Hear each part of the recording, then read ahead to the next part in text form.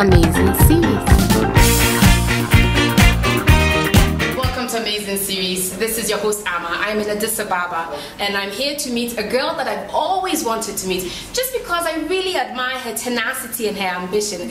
Her name is Bethlehem Alemu. She creates beautiful shoes like these made from tires and natural products found in Ethiopia. In a moment we're going to hear her inspiring story and just to see what inspired her to create what has now become a global phenomenon. Thank you, and now meet Bethlehem. Bethlehem, thank you so much for joining us on Amazing Series. From the moment I read your story, I knew I had to meet you. So what's inspired soleRebel? First, I would like to say welcome. Thank you. To the beautiful city, Addis Ababa. Thank you. And welcome to soleRebel. What inspired me, before I start my company, I see people going to work every day, so I get inspired by that every day.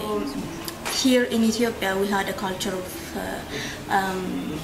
recycling, so we don't just throw things, but we don't call them recycling. So that's one idea that I got. And when I started the shoe business, I look up to the shoes that we had for a long time, the Barabasu shoe. It's kind of traditional shoe here in Ethiopia made from recycled tire.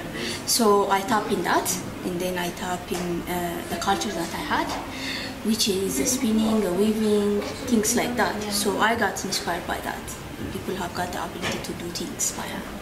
So when I start soleRebel, I start from that. I see that, I see the potential, and I see the opportunities also.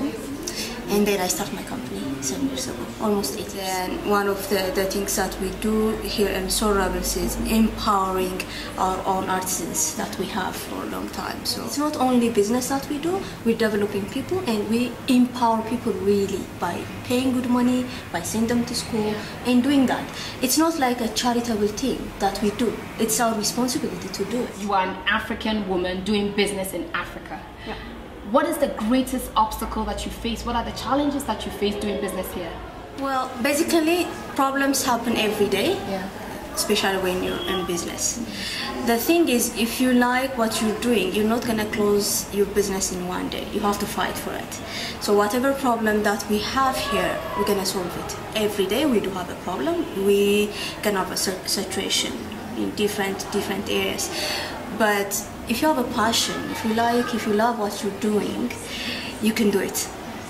So because we're in this position, that doesn't mean that that's it for us. We just scratch the surface of what we're doing now. I'm looking at your store. I've had time to interact with some of your clients.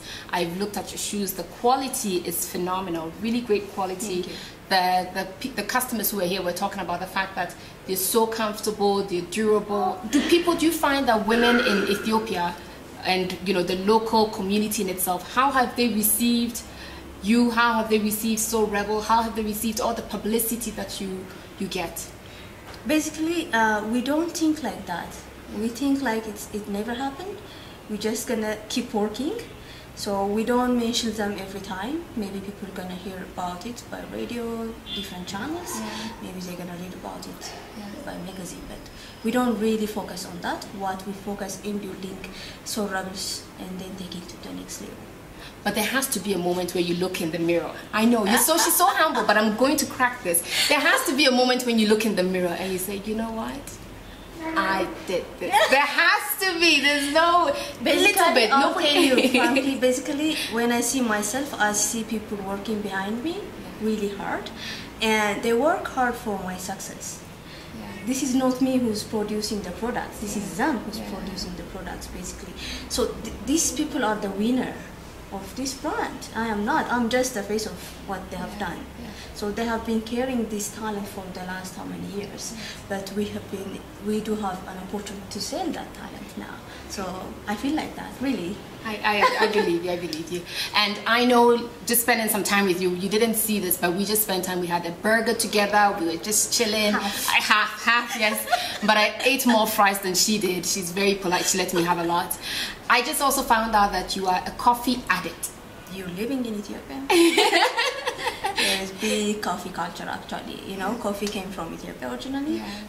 So people have got this really strong culture of coffee. And you're addicted. What else will our viewers be very surprised to find about you? I love coffee. And you love to exercise, that's another thing. I love exercising also. And now you love shopping? Yeah. So when you're in Addis or when you're outside now, you're shopping, crazy shopping. I love Oxford Street. You love Oxford Street. I love Oxford Street as well. They have very nice things. Yeah. So that's where all the money, you spend some in Ethiopia, and then you spend a little bit on Oxford Street. That's it. So how do you juggle your family life though? Because this can't be easy. Actually, my family supported me from the beginning. So whatever I need, they're going to get it done, starting from taking care of my children's, and if I'm abroad, you know, they take care of my house, stuff like that, especially my mom. And my husband is always there for me. Now, I know that for us to really understand business in Africa, you have to be ready to adapt and make changes all the time. What would you say has been the greatest adjustment, personal adjustment for you? What have you had to change in order to work as a businesswoman? I had to change my attitude. I had to adapt positive thinking, which we don't have here. I don't know. Yeah. I didn't have that kind of thinking, so I become really positive after I become a businesswoman. Yeah. I listen to people really good, so that's what I learned, and I become really passionate about what I've done, what I'm doing, and what my plan is in the future. Who are your role models? Well, I read about different companies all the time, but I really admire Steve Jobs. Steve Jobs, yes. So I really believe that soleRebel is going to be just like Apple. Absolutely, I love that. I absolutely love that. So we're going to have to work hard, but we believe we're going to be there. So what can we expect in the next couple of years from soleRebel? Expect 6 or 7 branded stores in different places. Basically, I can tell you some of the places that we are going to open next year. It's going to be in Taiwan. 3 stores we're going to open. 3 stores in Taiwan? Yeah. Okay. 1 store in Switzerland, 1 store in Canada. Yeah. And 1 store in Austria. Okay. So that's a go. So we'll let you know if we have more stores. Well, I wish you all the best. Thank you very much. I wish you all the best.